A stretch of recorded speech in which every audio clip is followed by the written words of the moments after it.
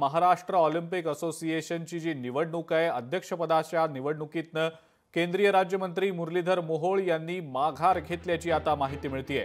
मुख्यमंत्री फडणवीस यांच्या पुढाकारानं या निवडणुकीच्या अनुषंगानं घडामोडी घडल्याचं आता समजतंय। सध्या अत्यंत महत्त्वाची बैठक या संदर्भातली सुरू आहे आणि इतर पदांच्या संदर्भातल्या वाटाघाटी सुरू असल्याचं समजतंय। अध्यक्षपदी पुन्हा एकदा अजित पवार यांची निवड निश्चित मानली जातेय, तर मुरलीधर मोहोळ यांच्या गटाला सुद्धा काही महत्त्वाची पदं दिली जाणार असल्याचं समजतंय। प्रफुल्ल पटेल, सुनील तटकरे आणि मुख्यमंत्री देवेंद्र फडणवीस यांच्यात बैठक झाल्यानंतर महाराष्ट्र ऑलिम्पिक असोसिएशनच्या निवडणुकीतून म्हणजे अध्यक्षपदाच्या निवडणुकीतून मुरलीधर मोहोळ यांनी माघार घेण्याचा निर्णय झाल्याचं समजतंय आणि आता अजित पवार आणि मुरलीधर मोहोळ यांच्यात इतर पदांवरनं वाटाघाटी सुरू असल्याची माहिती मिळतेय। मात्र अजित पवार महाराष्ट्र ऑलिम्पिक संघटनेचे अध्यक्ष होणार यावर शिक्कामोर्तब झालेला आहे असं देखील सध्या समजतंय। केवळ अधिकृत घोषणा या संदर्भातली होणं बाकी आहे। अमोल धर्माधिकारी आपले प्रतिनिधी आपल्या सोबत आहेत सध्या, त्यांच्याकडनं या संदर्भातली अपडेट आपण घेऊया। अमोल, मुरलीधर मोहोळ यांनी या अध्यक्षपदाच्या निवडणुकीतनं माघार घेतल्याचं समजतंय आणि मुख्यमंत्र्यांनी या संदर्भात काही महत्त्वाच्या गोष्टी सांगितल्या, वाटाघाटी काही झाल्याचं समजतंय, घडामोडी घडल्याचं समजतंय। काय नेमकी या संदर्भातली माहिती आहे? खरं तर ऑलिम्पिक संघटनेची निवडणूक होती ती अजित पवार विरुद्ध मुरलीधर मोहोळ अशी आपल्याला पाहायला मिळालेली होती। दोघांवरही आरोप प्रत्यारोप यामध्ये झालेले होते आणि त्यामुळे महायुतीमधला हा एक नवा अंक वादाचा पाहायला मिळालेला होता। सध्या आपण पाहिलं की गेल्या 3 टर्म पासून अजित पवार या ऑलिम्पिक संघटनेचे अध्यक्ष आहेत।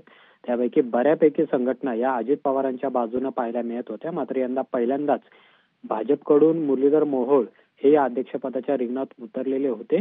शेवटपर्यंत म्हणजे कालपर्यंत जे मतांचं गणित असणार आहे ते मात्र जुळत नव्हतं भाजपकडून आणि त्यामुळे कुठेतरी एक पाऊल मागे येत हा निर्णय घेण्यात आलेला आहे। कालही वर्षावर प्रफुल्ल पटेल आणि सुनील तटकरे यांनी सुद्धा मुरलीधर मोहोळ यांनी माघार घ्यावी यासाठी मुख्यमंत्र्यांसोबत त्यांनी बैठका घेतलेल्या होत्या आणि त्यानंतर मुख्यमंत्र्यांनी मुरलीधर मोहोळ यांना सूचना दिल्या आणि त्यानंतर कुठेतरी एक दोघांमध्ये समझोता झाला आणि अजित पवारच हे अध्यक्षपदी कायम राहतील। दुसरीकडे इतर जी पद आहेत म्हणजे सचिव पद आहेत, वरिष्ठ उपाध्यक्ष पद आहेत, खजिनदार पद आहेत, अशा पदांवरून मात्र सध्या या दोघांमध्ये वाटाघाटी सुरू असल्याचं पाहायला मिळते। मुंबईत अजूनही ही बैठक सुरू आहे। या बैठकीला अजित पवार, मुरलीधर मोहोळ, संघटनांचे प्रतिनिधी, त्याचबरोबर क्रीडा मंत्री माणिकराव कोकाटे हे सुद्धा उपस्थित आहेत आणि थोड्याच वेळात अजित पवार हेच अध्यक्ष असतील अशी घोषणा होऊ शकते। मात्र इतर पदांवरून सध्या वाटाघाटी सुरू असलेल्या पाहायला मिळतात